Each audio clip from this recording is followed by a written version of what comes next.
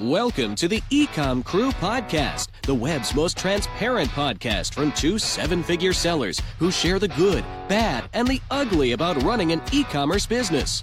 You'll learn how we build our brands, find products, and develop marketing strategies that will help you start and grow your own $1 million e-commerce brand.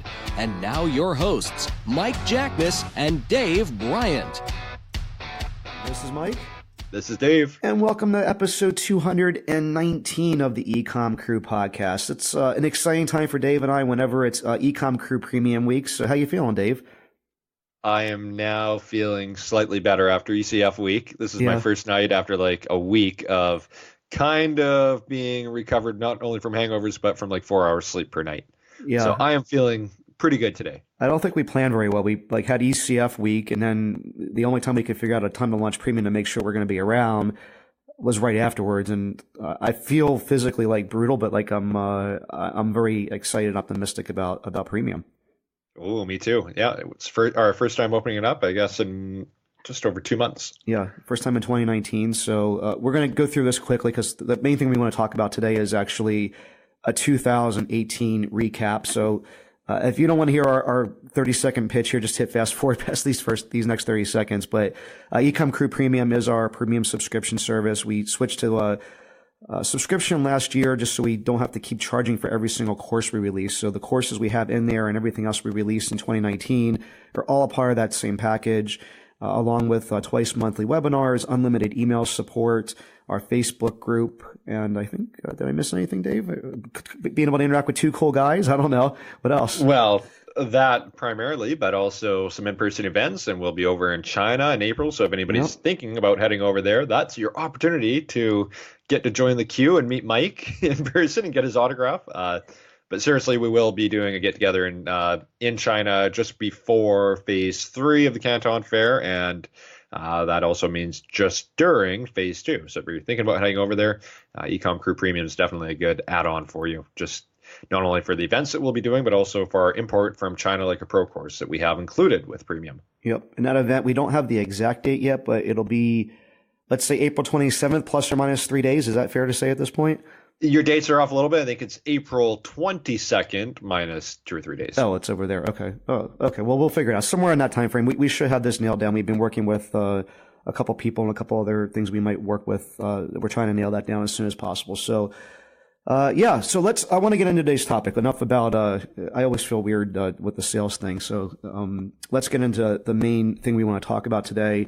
While it's still January, I think like once February rolls around, which I think actually when this thing rolls out, it's kind of like having your Christmas lights up, too late into the season or something. So we want to get a 2018 recap in, but it takes a little while to get the final numbers in. For me, I cheated a little bit. I did a goals review, so I did talk about my revenue 2018 to 2019. So or 2017, I mean, sorry. So in 2018, drum roll, our total revenue was $5,944,667, which was an increase over the previous year. And of course, QuickBooks doesn't want me slide over. Here we go, of 27.22%. Last year we did 4.672. I just did an episode of why we decided to cut the growth rate down a little bit, so I'm not going to get terribly into that. I know Dave wants to be able to talk about his numbers and stuff as well, so I'll save some time to talk about some other things I really want to get into. And if you want to know more about why we decided to slow the growth rate down a little bit, I would listen to the last episode. It really goes into a lot of detail of what was going in through our heads. But I can say that our net profit grew at a much faster rate than our top line revenue, and we have cash in the bank for the first time through our e-commerce journey because of doing some of that. So, Dave, what's things looking like for you year over year? So we're in completely a different boat than you. So we're trying to grow revenue as quickly as possible, not focusing as much on profit. Now, that being said, our revenue is roughly 1/10 of yours. So for the year, it broke out to 556,000 and change. Now, most of that came in the last few months of the year just because of the way the product development worked, and most of the stuff didn't arrive until basically early summer. So most of that came in the last bit of the year. Last month was basically our first kind of quote unquote $1 million run rate month, where we broke, I guess, just over $80,000 for the month. So yeah, that's where we stood. Overall for the year, it was just under 600,000. But like I said, it's coming fast, much faster at the end of the year there. So hopefully going into next year, it's closer to around 1.5 million or even just under 2 million. That's kind of the goal for next year. Yeah, perfect. Sounds good. And also just to mention, you basically were starting from zero or close to it 12 months ago. I mean, you didn't really have a whole lot of sales before that because you were starting a brand new company, right? Yes, absolutely. So to give some background too, April 2018 was about $8,000. December 2018 was $82,000. So that gives some idea of kind of the scale and the pace at which it grew. So that $550,000 number, I'm actually quite happy with, just because where it started with at the beginning of the year. And getting that initial traction is definitely the hardest part. Yeah. And what's your goal for 2019? Where do you think you're going to be there? Just under $2 million for a run rate. So definitely overall for the year, wanted to be close to 1.5 million, but by the end of the year, as a run rate, so basically the last month of the year, I wanted to be close to a $2 million run rate, which would be around $160,000 per month. So that's kind of the goal. And the thing that's interesting, I don't know why this question keeps coming up, but I guess maybe I do know why, but we get asked a lot. Is it still viable to get into e-commerce in 2019? Can you still run an Amazon business in 2019? I think that you're like the perfect case study of yes. And not only are you doing it, but you also threw off a decent amount of net profit throughout last year as well. So you're growing and actually making money with it, which is impressive and important. Yeah, it's funny, as I kind of get into this longer and longer, I'm realizing that e-commerce is kind of like any investment. You get a certain return on the capital that you invest. So if you put money into bonds, you're going to make 2 or 3%. If you put it into stocks, you're probably going to make somewhere around 5 to 10%, unless last year you invested, and I'm sorry if you did.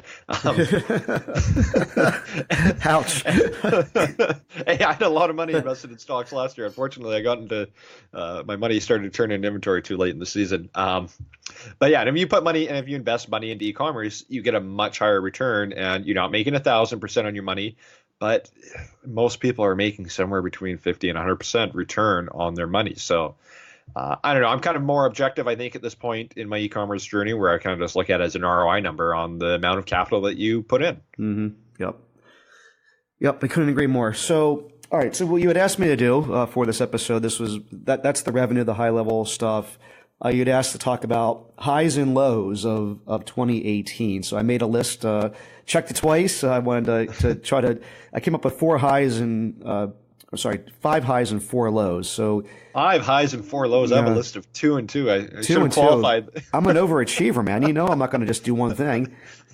Should have qualified the number there. Okay. You do 5 and 4 and I'll do 2 and 2. Well, I'll start then because we'll go back and forth. And since I have more, right. I'll end on one. So my first high was color at product launches. I feel like we just really kind of figured out our system, like the white hat approach, which we teach as a part of EcomCrew Premium, another plug for Premium there. But we have this whole process of launching products in a white hat way. And I'm really pretty proud of like what we were able to do with that. For me, it was a high, like knowing that to have the confidence of launching new products pretty much with almost 100% certainty, as much as you can in life with something that isn't exactly 100% certainty.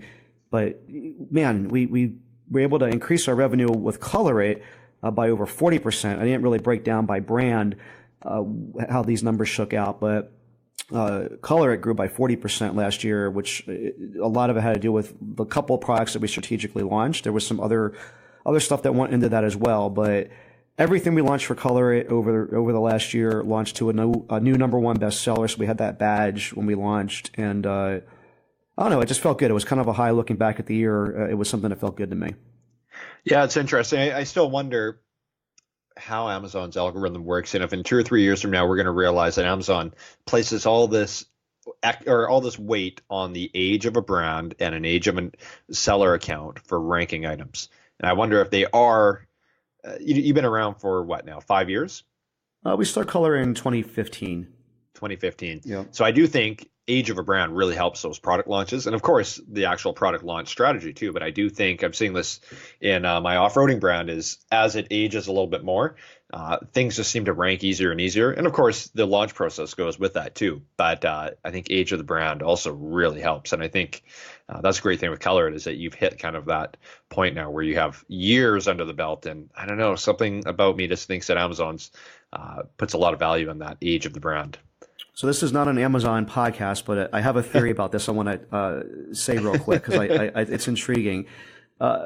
We know, and we've seen from like all the Black Hat stuff that's come out over the last year that we kind of learned, and a part of that was it showed Amazon's algorithm, like kind of how things work, and so much of it's add to carts and actual purchases. And what I think that you're seeing, and also what I'm seeing, and why Color it's doing well, while off-roading is doing better, I think as your catalog expands, like there's more people that click on your brand name, click on other products by this seller, other sponsor products related to this product. And as you have more products, like your items per order like goes up from like 1.0 to maybe 1.1 or 1.2 or whatever it might be. When people are they're finding your brand through one product, but end up buying more than one of your products, even though it happens at a relatively low percentage, I think that's the thing that's actually moving the needle. That's my theory at this point. I think regardless of what the actual thing moving the needle is, I definitely think you're spot on with a bigger catalog moves the needle a lot further and quicker. So I think that kind of comes down to what we've talked about for a long time. Don't launch one product at a time. Try to launch a few products at a time. Yeah, definitely. All right, so what's your first highs of 2018? Sure. So big high is almost a third of our sales coming through Canada. And I don't know if that just means that I can speak Canadian better than you Americans, but a third of our sales are coming through Canada. So I do think that these new marketplaces, whether it's Canada, Japan, Europe, they have so much more growth potential than the US. So I think, if you're European, you could definitely see similar things if you launched in Europe. So with a third of our sales coming through Canada, not only is a third of our revenue coming through Canada, even a greater percentage of our profits are coming through Canada, simply because, again, less competition, higher margins in Canada. Got it. Very cool. You actually gave me a fifth thing to add to my lows list. I'll talk about that in a second. No, you can't do that. Yep, I'm doing it because it was actually a low. I didn't, but I'll talk about it when we get to the lows.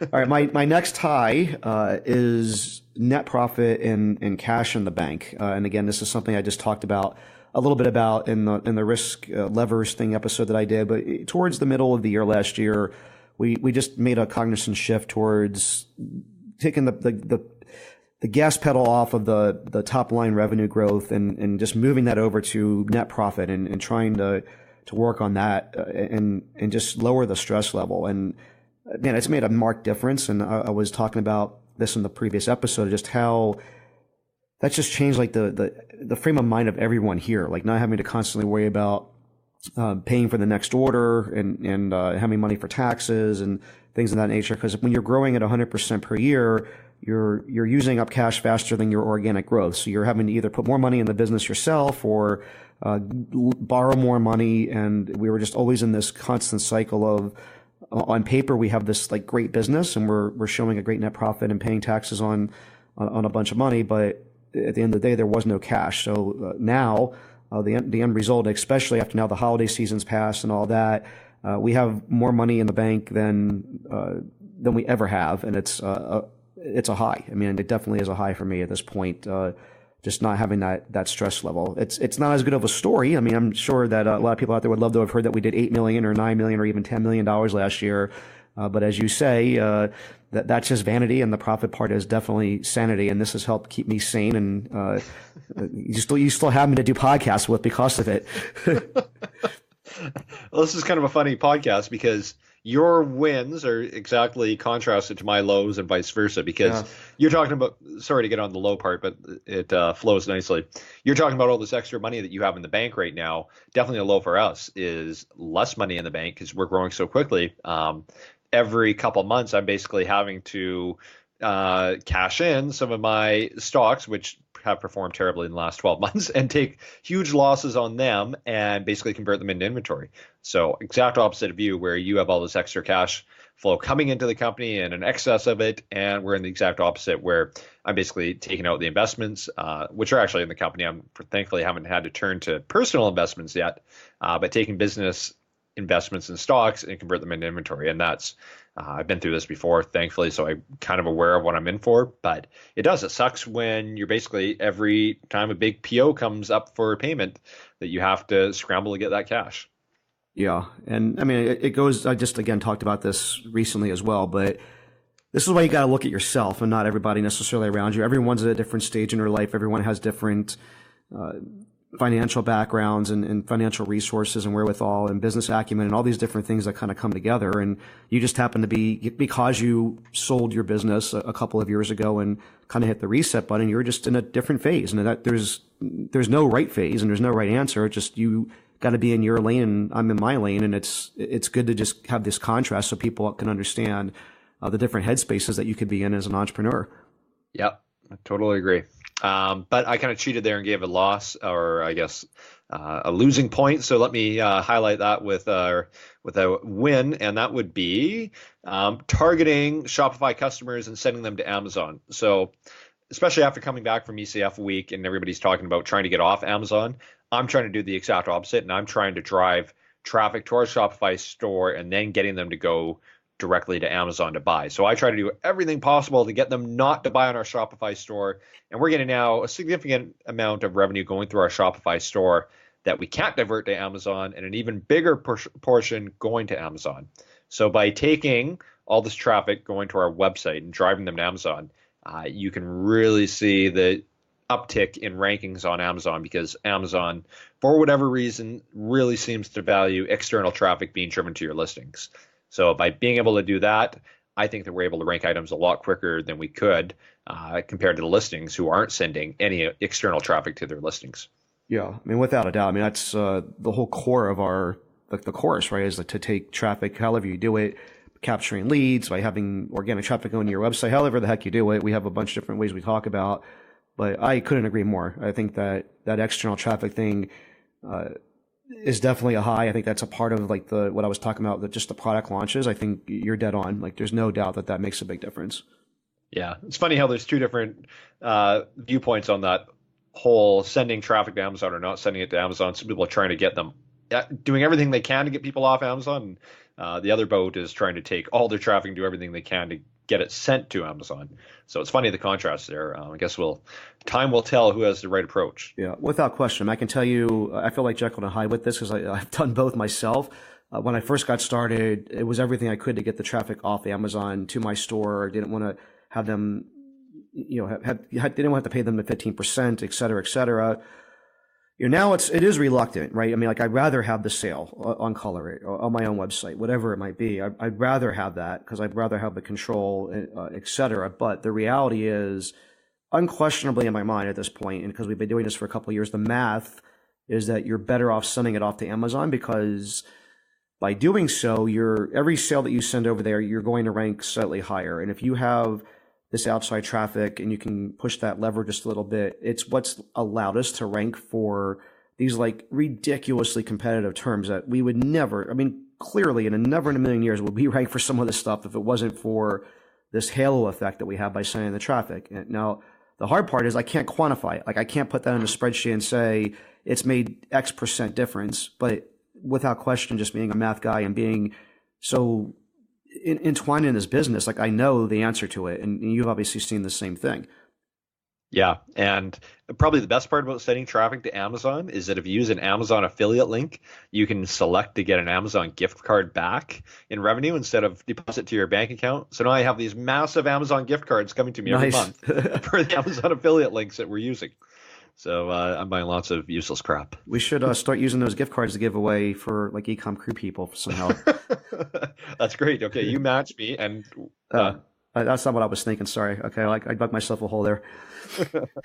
All right. So the next tie for me was speaking at 7 events. Being honored enough to have people ask me to come. It's more and more every year, but not just the fact that I did it, but the fact that I feel like I got better at it. It's something that it's been well documented on this podcast. It was something that I was completely fearful of. I never thought I would do. And now it just, if there's one thing I'm really proud of in my life, because the business stuff has always come easy. I feel like I've been training for that for 20 years, but the speaking thing was something that is relatively new and something that I was more afraid of than getting a root canal or whatever other things you hear people talk about they rather do than do public speaking. And we just got back from ECF Live where I spoke, and I feel like, of course I still have like the butterflies or the nerve, like some jitters before going on stage, because I think that's impossible to ever get rid of. But it was like just a couple of seconds beforehand, and it was more just like excitement. Like I was excited to get up there and do it and do a good job. And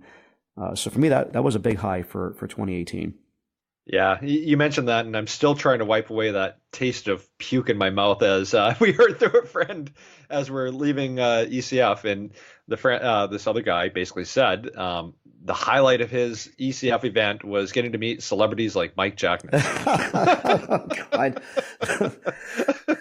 And I guess it's kind of, and full credit to you. I say that kind of tongue in cheek, but the truth of it is you have done a great job of speaking, and people are, I think, maybe celebrity is not the right word, but you have established a little bit of trust and authority in our little niche of e-commerce. So good on you, Mike. And it is amazing over the years how much you have progressed as a speaker, and watching your ECF video of you speaking this year, pretty good, actually. I appreciate that. Thank you. And we'll obviously make that available to EcomCrew Premium members, because we make all of our talks available for that. So one more thing that's going to be added into that pot. So speaking of EcomCrew Premium, that was the other thing I threw on my highs. I promise this is not another plug for EcomCrew Premium. This was just literally on my high list because it was a high for me. I mean, like the fact that we established this new paid part of our site, that we got so many people to do it, that our refund rate has been under 2%. The comments that we get are like the thing that I wake up for these days, or you've helped me so much, or the things that you've had me do, or I've done to our business. I don't know, man. That's what I feed off of. It's better than seeing a piece of paper that has a number on it that in my bank account. Like the gratification that we've gotten from our premium members, and not just premium members, but also people that listen to the podcast. I mean, I can't tell you how many people walked up to me at ECF, not only to tell me that I was a celebrity, but that the podcast was actually good, which is a high. I mean, like having that many people do it, and in conjunction to this, I also had we did crack the top 100 business podcasts for a brief moment last year. For I don't know exactly what we rank anymore, but we're probably pretty close to that. Pretty amazing. When you think back to the fact that there was 0 subscribers and this wasn't even an idea a few years ago, it's definitely for me, without question, a high for 2018. Yeah, and I totally agree. I didn't have that on my list, but it definitely should be on the list. And I think the big high is, number one, the kind of community that we're building with EcomCrew Premium. And it's amazing how many people are aware of us now, and not only Premium, but also the podcast and the blog and everything else. And the fact that EcomCrew now is starting to finally become a company. And after 5 years of kind of doing this as a hobby more than anything, I think 2018 was kind of the year that it actually started to become a real business. Yeah, exactly. Yeah, it's interesting, and it's a fun business because there's no inventory. I agree. I haven't had to trade in any stocks lately to fund it. Yep. So did you have another high, or do I want to end with the last one I had on my list? No, I told you I only picked two and two. Okay. So my last one was 5-minute pitch. It was another amazing project, definitely high for me. I cannot wait for these episodes to come out. They're going to start coming out here in just a few weeks.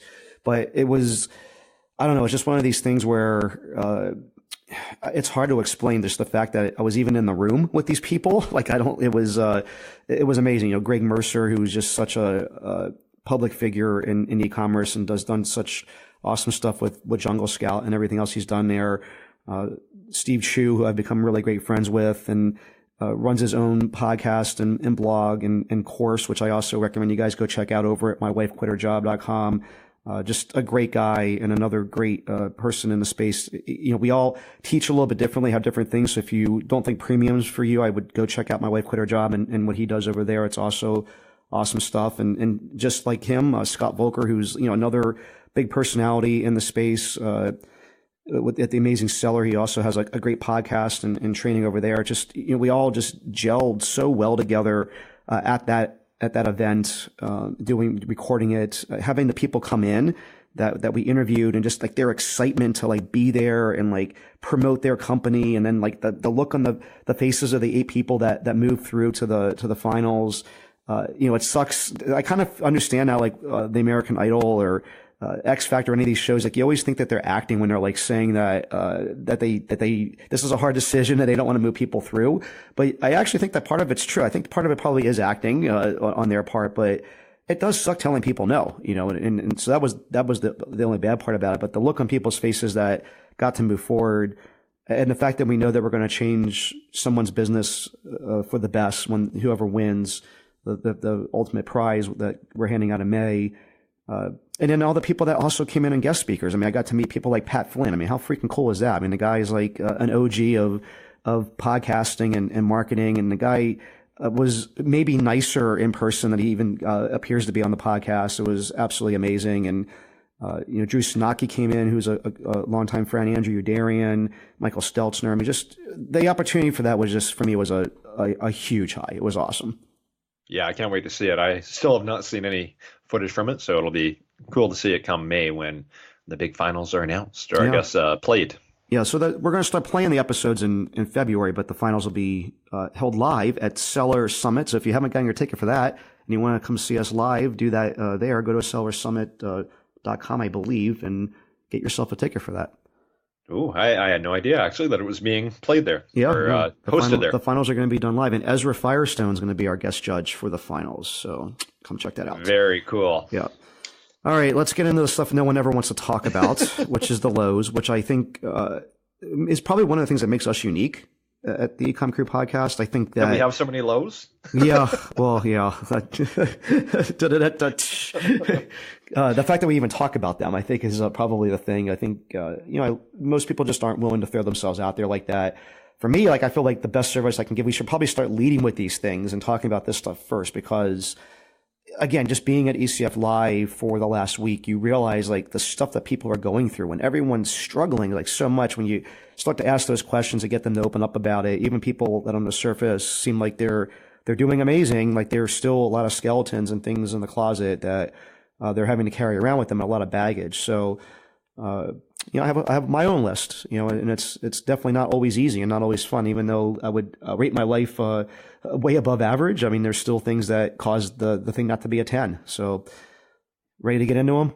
I'm ready. All right. The first one I have on here is that I'm just absolutely sick of being in the office. Like I've, after 5 years of doing that versus the previous 5, which were very location independent and a work style of sprints throughout the day, working for a couple hours here and then taking a break, working another couple hours. It works a lot better for my ADD mind than trying to sit here and focus for 8 hours straight. And I often find myself unfocused and unproductive and depressed by it, really. And something that we're going to try to make a little bit of a change about in 2019. But I've definitely realized that was a bit of a low for me in 2018. Again, the contrast, because after having an office for 5 years and being officeless for 2 years, I'm now itching to get back into an office. So again, another contrast. Yeah. People in different scenarios with their e-commerce companies. And without a question, if you ask me this, if we do make some massive changes with this, and I'm sure if you ask me a couple of years on, it'll be the opposite. It's always, I feel the same way about a whole bunch of things in my life with this. And I think it's just a part of my personality, and maybe just a part of an entrepreneur's personality in general. Yeah, I think that's just kind of the cycle of entrepreneurism. You have that period where you're just high and everything's great and dandy, and then you just get burned out. Yep. And just doesn't matter what business you're in. It's the same cycle. Yep, exactly. But yeah, getting on to my kind of low for the year. This was a close one between getting sued for $100,000 and forgetting to bring a jacket to Shanghai. But I'm going to go with forgetting to bring a jacket to Shanghai. And to give some background on that, so it was January 2018, just before Chinese New Year. And doing the wise thing, we're living in China, I figured, okay, I'll travel up to Shanghai and inspect all my shipments before Chinese New Year.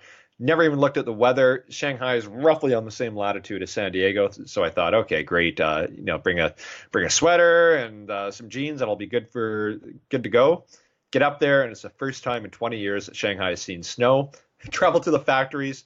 I have never been as cold in my life as a Canadian as I was visiting these factories in suburban Shanghai. I was literally freezing my you-know-what off. It was terrible. And then compounding things, coming back, trying to make our way back home to Xiamen, all the trains had stopped for all day because they could not, apparently bullet trains cannot operate on snow, which I guess kind of makes sense. So we got stuck in a train station for 20 hours. By the end of it, the train conductor finally came around and said in broken Chinese and broken English, get on any train that you can. So we scrambled, finally got on a train. And the icing on the cake, I finally got on a train on our way back home, and all our factories told us that all our shipments would be delayed until after Chinese New Year because of the snow, and none of the trucks could get all our goods on the trucks and to the port. So that was my biggest low for 2018. Well, I mean, that sucks. The perils of going to Shanghai in the winter. I was just as cold, I think, in New Orleans this last week, but it was 50 degrees. I'm sure it was a lot colder in Shanghai since it was snowing. It was definitely colder. All right, my next low on the list here is just Wild Baby in general. I mean, it just hasn't quite taken off the way that I would hope when we first got into it. And it's funny how on the flip side of the coin, after the history has been written or after the game's been played, it's so easy to play armchair quarterback. But I definitely feel that way about this. We also had a pretty big low with the one thing that was working for us throughout the year with Facebook advertising, having a demographic of mothers with kids that are 0 to 2. They got rid of that. So it was just that was kind of the final straw. But it's frustrating. The thing that probably frustrates me more about this than anything, kind of looking about why it hasn't worked as well as I had hoped, is have you ever had a situation where something or you tell other people advice but you don't do it yourself, Dave? I was just going to bring this up. Yeah, this is definitely a case study of this. Yes, I was going to say that I think we have an actual module in Premium that says, do not source baby products. Yeah, it's definitely been. And so the things that got me into it were, again, the light, easy to ship, blah, blah, blah, the stuff that I think is really important. But also there was the two things that I've been looking for are things that people are passionate about. And obviously moms are passionate about their kids, and some sort of consumability thing where parents will obviously reorder clothing because the kid's growing. But the things I didn't really think through were, first of all, moms are they make decisions way early on, and it's a lot through word of mouth, and it's really hard to be there at that stage. It's hard to convince them to switch diapers, for instance. There's a case study about this. Once they make that decision, they pretty much go through it through the duration, and same thing with clothing and other things. And it's really tough to be in that conversation. At least it has been for us. And the other thing that I've also realized, which was something I'm pretty hard on myself for not thinking through, is the customer is a moving target. So it's with something like Color It, the consumability angle is there forever, and there's this long-term payoff, and we're seeing it a lot now with Color It, in the way that our net margins are continuing to increase and the cost of sales going down, because once you're a Color It customer, unless you unfortunately literally die, you're going to probably be a customer for life. So the window there is much longer. But if you're making kids clothing for targeted to 0 to 2-year-olds, the real window is 2 years. And if you catch the person a year into it, it's actually relatively short. And then you kind of lose your customer and the investment that you made early on. And that's something that I didn't really think through. And it's proven to be a struggle. And we're going to definitely be making some changes to Wild Baby in 2019. We have basically one successful series of products, these products that actually do really well. And we're going to just niche down to that and focus on what's doing well, and focus on, getting some profitability out of Wild Baby, and just having it be a niche brand for those items, and probably making more and more SKUs that revolve around that specialized niche, because it is doing quite well and there's definitely room to grow. But hyper targeting what Wild Baby is, it's going to be, instead of just trying to be everything for everybody, for parents or for kids or whatever, it's going to be more niche down. again, things that we talk about, that we teach people, oftentimes when you're in the middle of stuff, you don't even realize that you're not even following your own advice. And that was certainly a low for me in 2018. Yeah, and I think part of the problem is too, e-commerce is growing roughly 25% a year. So every 3 years or so, it's basically doubling. And what's happening is it means that a lot of brands that weren't previously in e-commerce now are getting into e-commerce. So these wider niches like baby are getting increasingly harder to compete with. But also what's happening though, because e-commerce is growing so fast, smaller niches are now more appetizing than they used to be. So I think the philosophy of niching down is even more applicable today than it is maybe a few years ago. So I think, kind of like you mentioned, the stuff that we talk about in premium, the more niche down you go, almost always the better things turn out. Yep, without a doubt. Okay, now on to Milo. And like I mentioned, this was almost number one, but the snow in Shanghai won out. But getting sued for $100,000 was definitely, in all honesty, that was probably my biggest low for the year. And I talked about this in a previous podcast. What happened was the buyer of my previous company, we got in a bit of a dispute over something in our APA, the asset purchase agreement, basically around the non-compete. He said, oh, you're infringing on our non-compete. I, of course, totally disagreed. But at the end of the day, it was something we just had to settle through a lot of time with lawyers and a lot of money spent on lawyers. And even more than money, the money wasn't that huge of a deal relative to the overall purchase price. But what happened, it just consumed almost every day, some small part of my day for weeks on end, probably months on end. And something I never wish upon my worst enemy is to be involved in any type of legal dispute, because it's just a huge psychological drain. Yeah, I mean, I've been there more than once. Unfortunately, I think that it's impossible as you go through entrepreneurship and business journey to not get in this situation, either on the receiving end or giving end. It's very unfortunate, and knowing going into it, it's a situation that only people that win are the lawyers. Sometimes it's still hard to get the other side to understand that. And I'm in a camp, because I've been through it a couple of times, that I know immediately going into it, the only people that are going to win here are the lawyers. Let's just figure out a way to make this work. And oftentimes the other party is not in that same spot. So you got to like go through a bunch of pain until it does work its way out, and it sucks. Yeah. I mean, what's the saying that you're not a real business until you've been sued? Yeah, no, it's true. And truth of it, and I talked to a mutual friend that we have, and he's actually in a position getting sued. Potentially, it could be millions of dollars, at the very least, hundreds of thousands of dollars. So there's definitely scales of being sued, and thankful that it wasn't a lot worse than it was. But again, it was just a huge drain on the entire year, or at least the first part of the year. Yep. All right, so the next one I have on my negatives list, this happened at the very end of 2018, but Amazon created their own brand to compete against us for one of our ice wraps products, or two of our ice wraps products.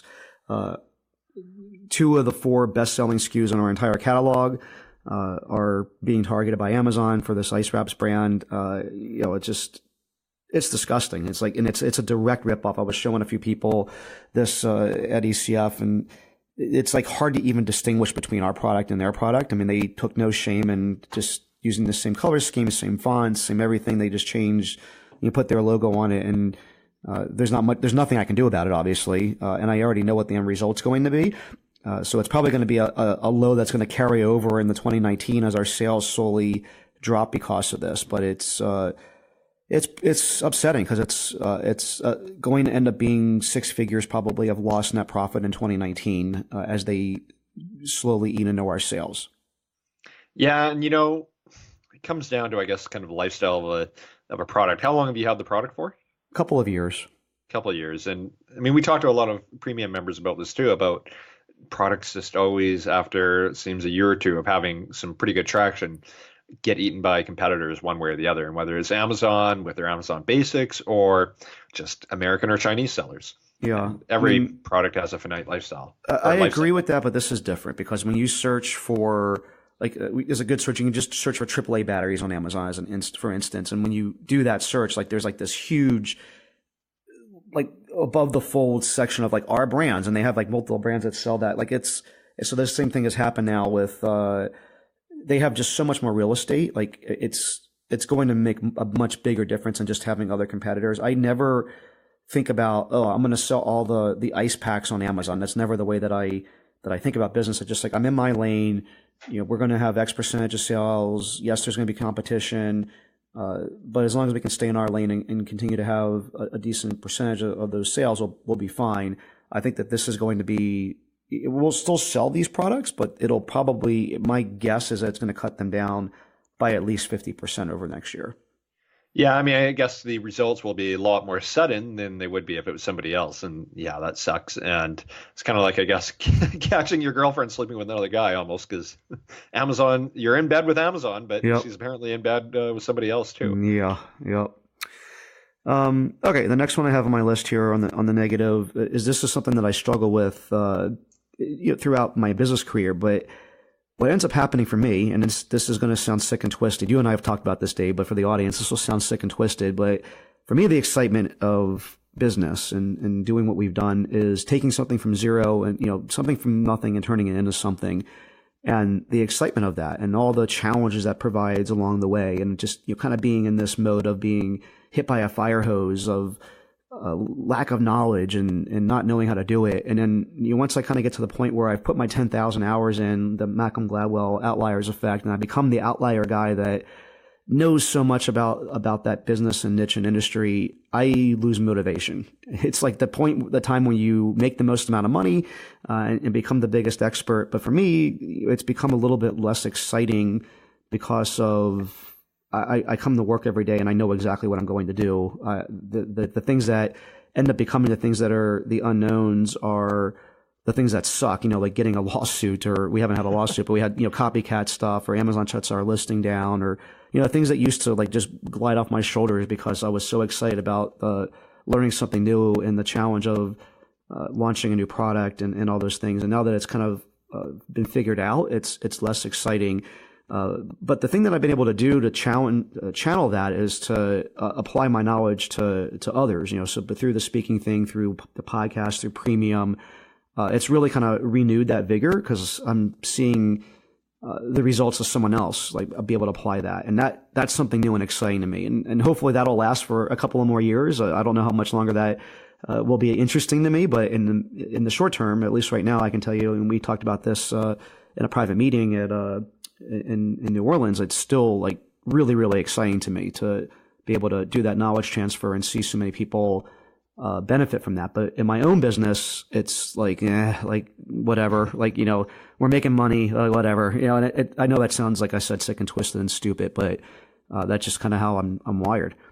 Yeah. And that happened to me about 2 or 3 years ago. And I felt the same way, where I wasn't learning as much anymore. It felt just like a job, and I was a little bit burnt out, and sold the company, and then kind of realized pretty quickly that, yeah, it is a job, but man, is it a high paying job, and it's pretty easy money. And at the end of the day, we all need to make income. And yeah, it's not as exciting maybe as it was in the beginning, but the ROI that you can get on your money, I don't think there's too many things else in the world that will get you the same ROI as e-commerce will today, even today. So that's kind of my philosophy. I've, I guess, kind of accepted the reality that, yeah, it's a job. It's not this exciting and new thing that it was in the beginning, but it's still a pretty good job. Yeah. Yeah. I mean, the money is definitely good. Like, there's no doubt about it. It just, again, just kind of sick and twisted. Fortunate. This isn't sick and twisted. Just like, I'm jaded and just like, live this like unrealistic life of, I've been through this before, and I know, that the difference, the incremental difference in happiness that more money is going to give me is nowhere near what I'm looking for. I'm looking to get that in other ways. So something I'm definitely struggling with and working through in 2019. Yeah, I totally agree. And I've talked to countless people feeling the same thing. And I don't know what the solution is. I think e-commerce still has a part of everybody's life in that boat. I just think maybe finding other exciting things to kind of supplement it with is the key. And like we've kind of talked about, I think I found that with Premium. That's definitely where I get way more excited than I do with kind of traditional e-commerce right now. So I think just supplementing e-commerce with something that is exciting is kind of the best of both worlds. Yep. All All right, and the last thing on my list, because you talked me into adding this one because it was your high, is damn, God darn, I tell you what, man, international sales last year were just really disappointing for me. I'm not going to go into a lot about this. A, we're way over time, and B, I covered this in my goals recap for 2018. But man, we had forecasted to do, like, not exaggerating here, literally millions of dollars more in sales because of international sales, and we did hundreds of thousands of dollars in sales because of international sales, and which I'm sure that most people will look at in their business and be like, wow, like I added hundreds of thousands of dollars of sales to my business. And I'm still happy about it as well. But it's not what we were expecting. So it was a big letdown. It was kind of a fail. And, it adds a lot more, like stuff to our business and like paperwork and things to deal with. It's actually kind of funny. Like, as I'm saying that, I also, like, again, not exaggerating, literally just got a call from Canadian Revenue as we were recording this. Like, I don't know what the hell they want, but like, it's just another phone call and something I have to deal with. I'm sure it's no big deal, but I have like this text to voicemail thing, and I was like, saw the email pop up and said that this is so and so from Canadian Revenue. So, it's kind of a low, like having to deal with that. It hasn't been what we hoped it would be, and I feel like it was kind of a failure for 2018.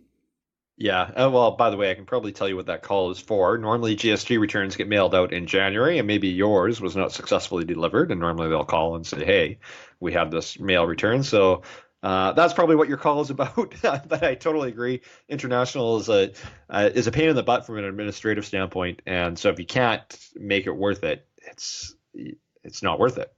Yeah. Just because of all the extra paperwork. It's not like adding another product to Amazon.com where it doesn't really require much. When you open up a brand new marketplace, it's a ton of administrative work. Yep, no doubt. So totally feel you there. And that's been part of my reservations with going over to Europe, is putting up all that work and then finding out that it's not going to work. Yeah. Yep. All right. Well, that's the list for 2018. I feel like we need to end this because we usually try to target 30 minutes, and we're ending on a sad note. Let's end on a positive note. Let's talk again one more time about EcomCrew Premium. We've already mentioned it, but you can go to ecomcrew.com/premium. We only have registration open this week only. We have limited registration because it honestly has been better than we thought it would. I mean, the number of people we got, we have more than we thought. And what we find is that when registration's open and new members come in, we get this influx of new members email. Like, it's just kind of like, you can chart this out. Obviously, when people are new, they're emailing more frequently than they do when they've been there for 6 months. So Dave and I wanted to make sure that we're going to be home and grounded for a couple of weeks to deal with that. And we're looking forward to all the new people that come join us and join the community that we have of hundreds of people that are already in there. The Facebook group keeps getting more exciting all the time. People are really helpful in answering other people's questions as well. So it's not just Dave and I, but a couple hundred other entrepreneurs that are like-minded going through the same stuff. So ecomcrew.com/premium. That's open this week only. Next registration will open up probably around April. So that's going to do it for today, folks. I hope you guys enjoyed our highs and lows of 2018 and 2018 review cap. And until the next one, everyone, happy selling, and we'll talk to you soon. Thanks for listening to the EcomCrew podcast. Follow us on Facebook at facebook.com/EcomCrew for weekly live recordings of the EcomCrew podcast every Monday. And please do us a favor and leave an honest review on iTunes. It would really help us out. Again, thanks for listening. And until next week, happy selling.